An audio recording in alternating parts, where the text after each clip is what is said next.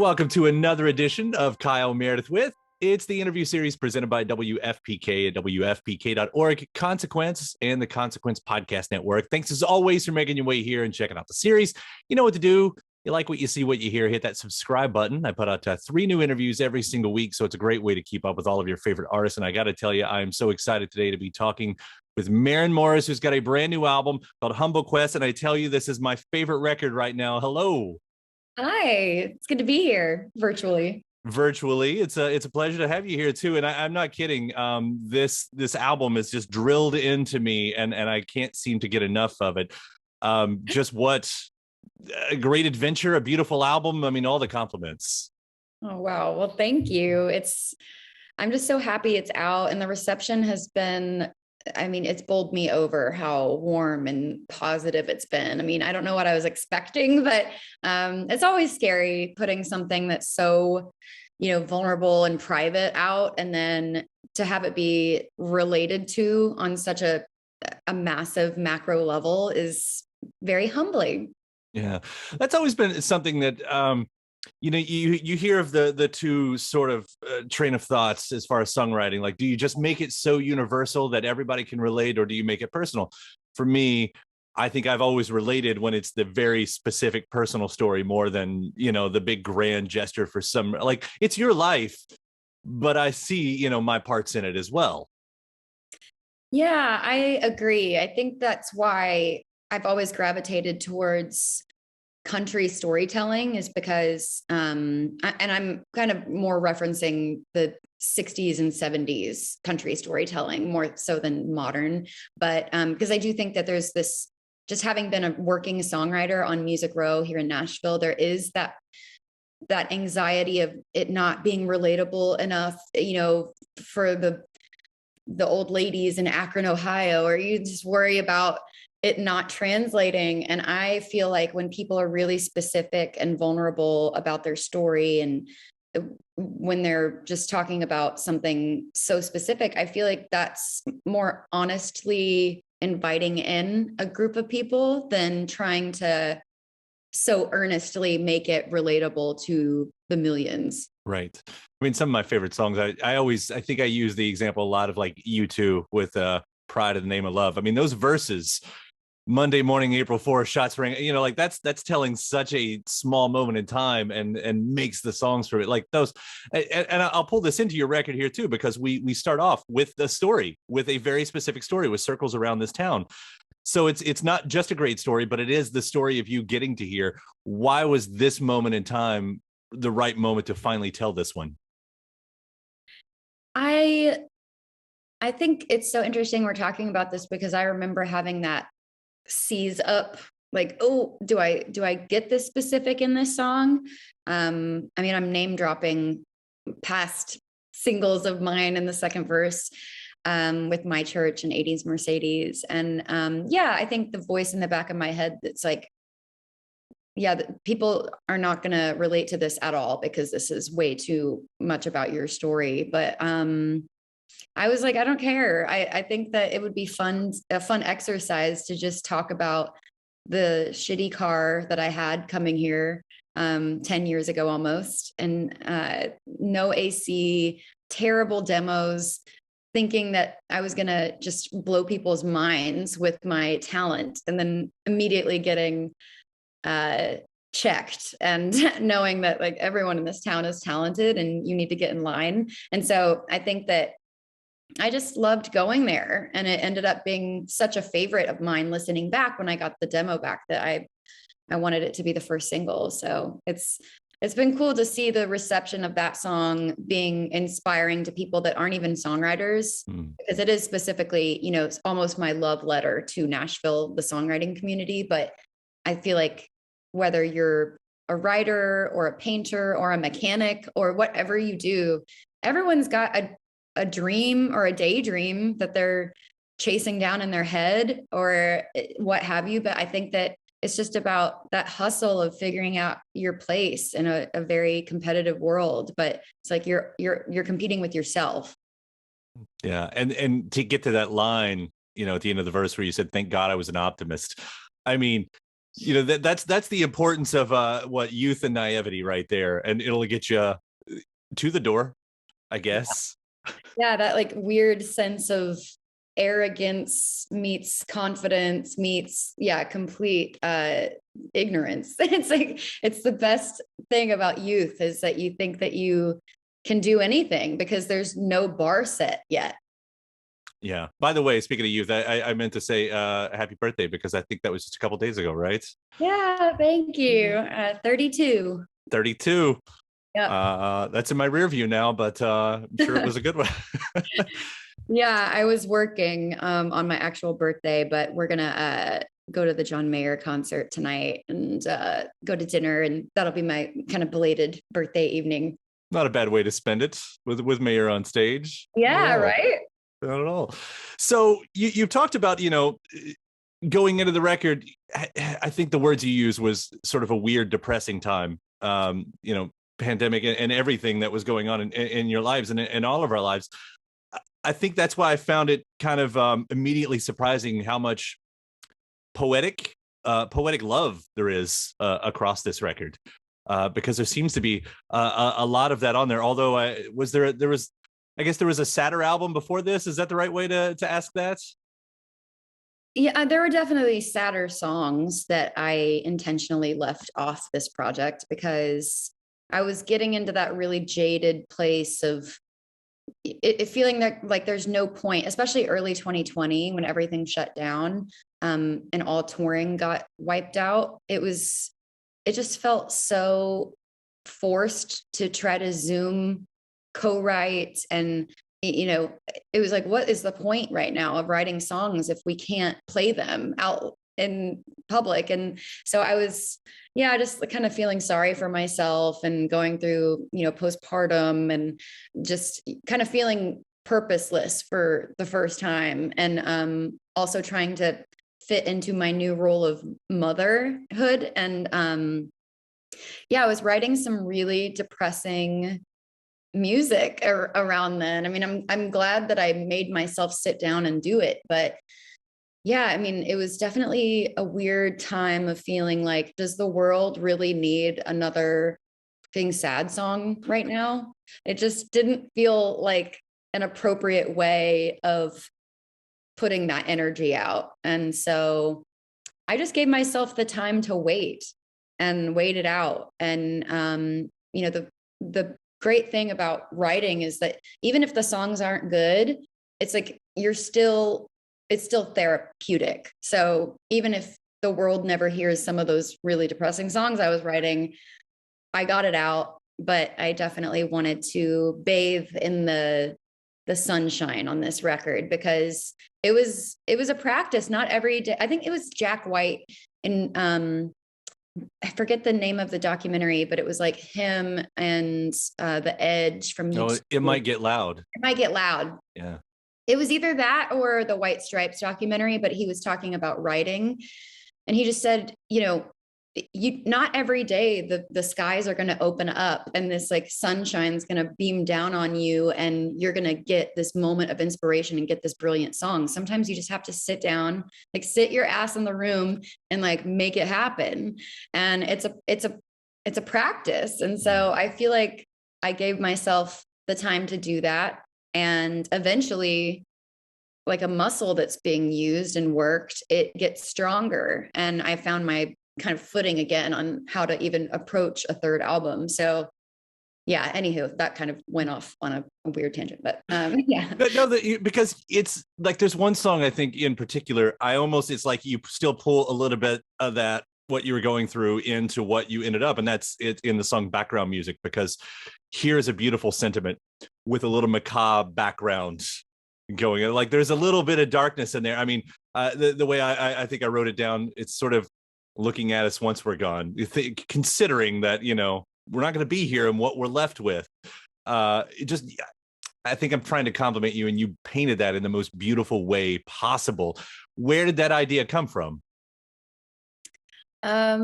Yeah, it's like even when I'm being romantic, I'm still being very morbid. But I love it. I think that that's real. I think because my husband and I are both artists and we're both songwriters and we tour and we do the same thing. I think that we're also really competitive, not with each other, but just with ourselves. And he's had a handful of number ones, and so have I. And I think when everything stopped in COVID, we both were just laughing because we were like, wow, we really thought we had control over our destinies, and we just don't. And it's a 10-year town, is the saying in Nashville.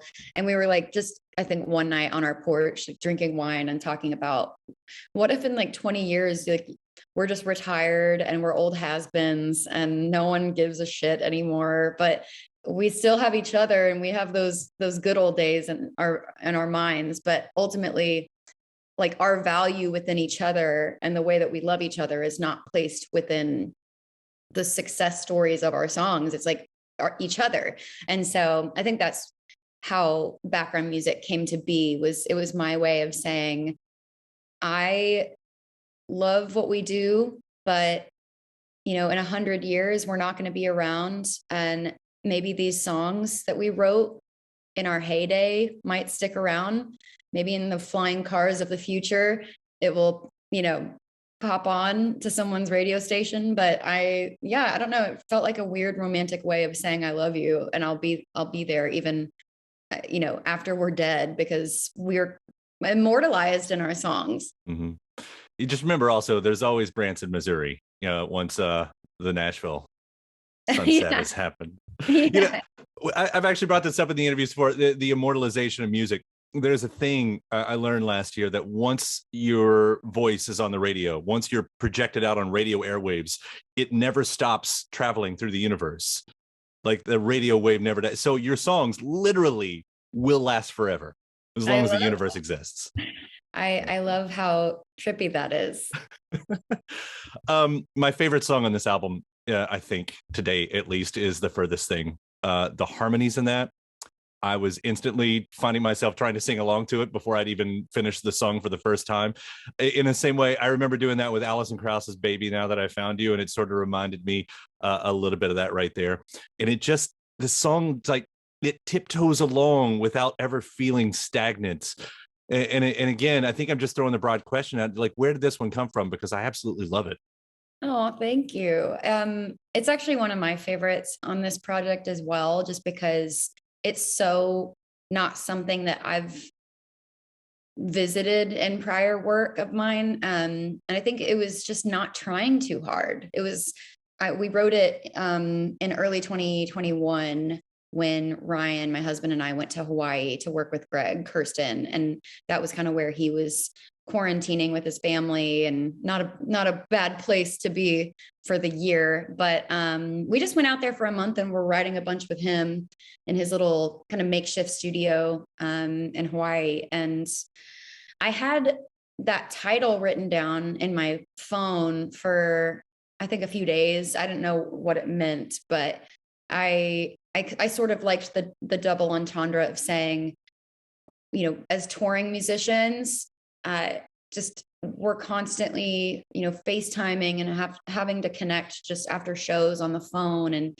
it can be really lonely, when we're doing this thing we love. It's still at times really lonely. And it's work to make a relationship happen and thrive within, literal thousands of miles away from each other. So, The Furthest Thing, like, you are quite literally the furthest thing away from me right now. Like, I'm in, Brazil and you're in Nashville, and we're trying to figure out time zones. And then also the line about, it's crazy how we thought by now we would have it figured out, like, but we're the furthest thing from that. And I don't know, just Greg was creating this really beautiful, lush, plucky guitar thing. I can't really describe it because it's just Greg's brain works in mysterious ways, but it was just such a comforting song. And I don't know, I listened to it back when he sent me a bunch of mixes when I got back to Nashville. And that was sort of a slow burner song to me, because I I instantly forget songs the second I'm done writing them, because it's kind of like it just comes into your brain for a few hours and then it leaves and it clears out for the next one. But when I listened to the demo of The Furthest Thing, I was really struck with emotion, and I was like, holy shit, like, where did this come from? And I was like, well, that's definitely getting recorded. So Yeah, I'm so happy you did. Again, it's such a great song. I could go on about so many songs on this record. I know still upcoming, you got the tour too. I'm looking forward to that because not only hearing these songs live, but you've got some of my favorite other artists opening, like the Lone Bellow and Joy Ladakin on there. I mean, I'm hoping, like, we played the crap out of the Highwomen album when it came out around here too. So if those opportunities come up, are you going to take those? Like, what's next for the Highwomen? Because you got one great album. I mean, tell me there's going to be more. yeah, we always joke, like, especially me and Natalie Hemby, we're like, do we just Thelma and Louise it now? If we had this, fun of a first project, like, let's go out on a high note. But no, I just saw Amanda and Brandi at the Grammys a couple weeks ago. And, it's like, it's so hard with everyone being like kind of living far apart. Brandi's in, Washington, and we're in Nashville, but we also all released solo projects within the last year. So I think we're just kind of at this moment devoting our energy to that. But we're on a big group thread, and we always talk about like sending each other new songs that we're excited about that could potentially go in the pot for Highwomen too. But yeah, I think we're just keeping in touch, and like we're sisters for life no matter what. But I would love to get back in the studio with them and Dave Cobb. Like, it was just such a dream day or week of being in the studio with all these women, with Yola, with Sheyl Crow, like playing bass. It was unreal. So yeah, I will be down the second we can all get our schedules aligned. It is amazing that all of your records came out all around sort of the same time, or at least within a year, and every single one of them I think is fantastic. Like the group that you all put together is just incredible musicianship. How well you work together, but obviously how well you work alone. Yeah, well, I think that's why it worked, was because we were all coming from such different worlds. I mean, Natalie being more of a music row songwriter, even though she's been on so many different projects that are outside of country music. I mean, like the Star is Born soundtrack, Labyrinth, but she was always just really comfortable wearing the writer hat. She didn't want to be an artist. And then Brandi, obviously being this Americana darling for the last 20 years, I feel like. And then Amanda having such a fun and like imagery based lyricism and quirk, and like Jason Isbell, like that. We all were doing our own things so well, and I think we all respected each other from afar.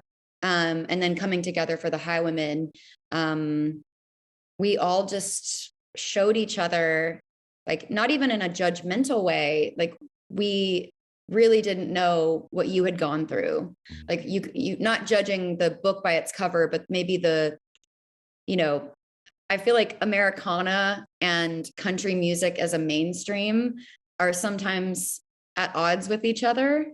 I don't know why I'm talking about this now, but it's like, I feel like in some ways rightfully so, people look down on mainstream country music as being, sellout or cheesy, or, we've lost touch with our roots, with our original outlaws. But I think, I don't know, like, I feel like me and Kacey Musgraves, Miranda Lambert, Stapleton, Eric Church, like there are these artists that are really, like, we're really solid in country music, but we also can kind of do whatever we want. And I think there's just a respect that I got from the Highwomen about, being able to live in both worlds comfortably, because music is music. It doesn't matter, like the genre label it has or the venue size you're in. A lot of artists that I absolutely love right there. That's a pretty great company to be in.